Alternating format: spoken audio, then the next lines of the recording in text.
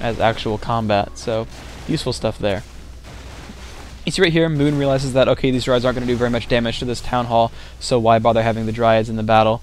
Moon just staffs home a bear that was getting low just to keep his keep that from dying to a chance bolt or something, because you never know. But Moon's got to be careful here because it's expansion crushing time, and that can be very difficult.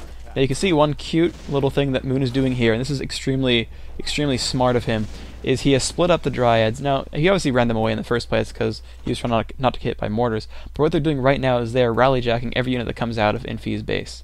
Every single time Infi makes something, it gets jacked by those Dryads, and that makes things very useful. And the expansion kill is, of course, very useful for Moon. He created TPs, of course, but managed to pick off a bunch of peasants, as well as keep him from mining any more gold there. So it's 1 base versus 0, kind of, but Moon's about to have some more gold income. Infi's again doing this sort of defensive/offensive tower stuff. The cannon tower is kind of awkward. I don't really know why he's actually doing that. But Moon, of course, is choosing to fight here because, honestly, Infi could just use his mortars to pick off buildings while sitting in range of towers. So Moon has to come in here before he's able to do anything super deadly. And you notice that the Dryad flank was just extremely important there. He would not have gotten in range of these casters or mortars unless he had his Dryads back there and waiting. So that was extremely important and smart of Moon to do that. And you can see he just is able to pick off so many of these sorceresses and mortars because of that move.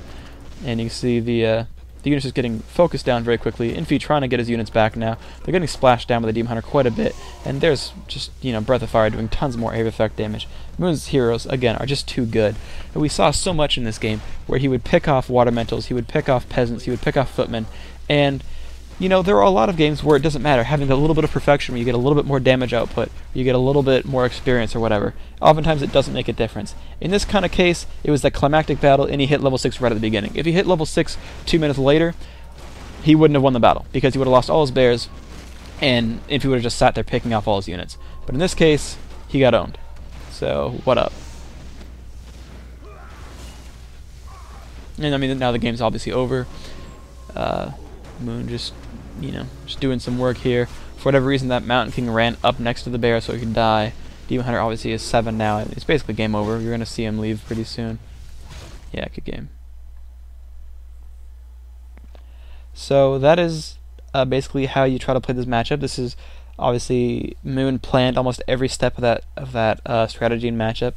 The whole send your panda home and get scrolls, I'm sure he's done before, but it wasn't like an intention like, okay dude, at 12 minutes into the game I'm gonna go send my panda and go buy some scrolls. That's that's not the kind of thing that you really plan on. It's just something that you can do and you simply execute when it's time for that kind of move. So that kind of stuff, just the sort of pro level moves where you okay, I'm in the middle of a battle, but hold up, let me staff my panda home and grab some scrolls real quick so I can fight the battle longer. That's just stuff that you just have to have understanding in the game. Stuff that's kind of, I can tell you, oh, by the way, think about that next time you're fighting a long battle, but, really, what am I going to say?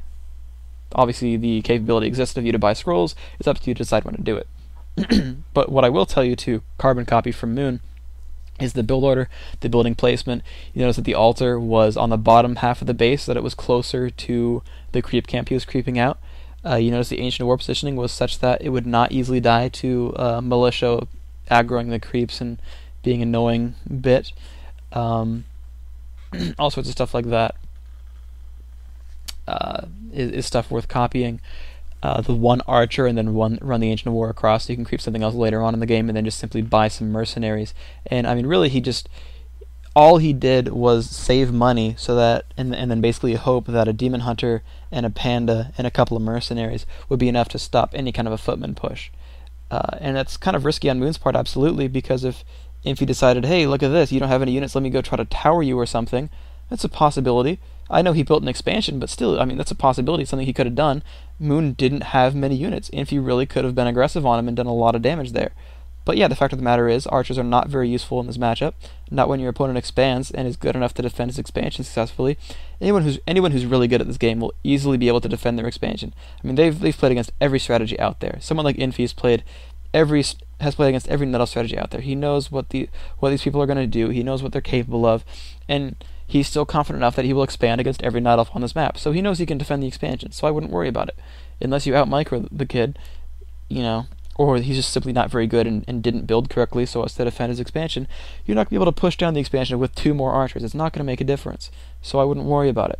I would just simply worry about, well, what if he pushes me, and also, what should I start producing? So that's what your mind should be on, and that's where Moon's mind was. He basically sacrificed any sort of early game unit advantage because he knew he wouldn't have one regardless, and went for mercenaries. Went for a little an attempt on the push there, which didn't do very much at the bottom of expansion, but he simply banked a ton of gold and bought time for his expansion to go up in the top right of the map, and the rest is kind of history. So most of this game was simply micro. That's really all I can tell you. But there were definitely a lot of strategy choices that Moon made that worked very well for him. And it certainly was very fortunate that if he did not find his expansion and did not push it until he already had a level 3 panda and already had bears and all that kind of fun stuff, because then Moon had a chance of keeping his army alive and fight, or keeping his expansion alive and fighting with a decent army. If Infi had cancelled lores, if Infi had cancelled the expansion, if he had done any actual damage to Moon's economy. I mean, Infi did not damage Moon's economy. He did not pick off wisps, he did not pick off lores, he did not pick off moonwells, he did nothing to Moon until he started fighting. And it's kind of amazing to me. I mean, I realize that Infi's side of the game is really just expand, stay safe, and then try to push with superior numbers, and Moon's side of the game is keep your stuff alive, hope your expansion gets up, and fight him off with bears with superior units as opposed to more units. And so I understand that there's sort of 2 sides to the matchup, but Infi didn't do anything phenomenal. He didn't do any damage to Moon and just simply went to go push. And you saw how difficult that was. And I'm not saying imbalance, I'm just saying PS Night Elf players, even if your opponent doesn't do any severe damage to you, you have to be on your toes, because suddenly units are going to show up in towers and high-level heroes, and oh my god, you better be careful. So just be wary of that. That's about all I have to say about this, so I hope you enjoyed, I hope you learned a lot, and I will teach you how to play some more Warcraft sometime later. Okay, peace, bye.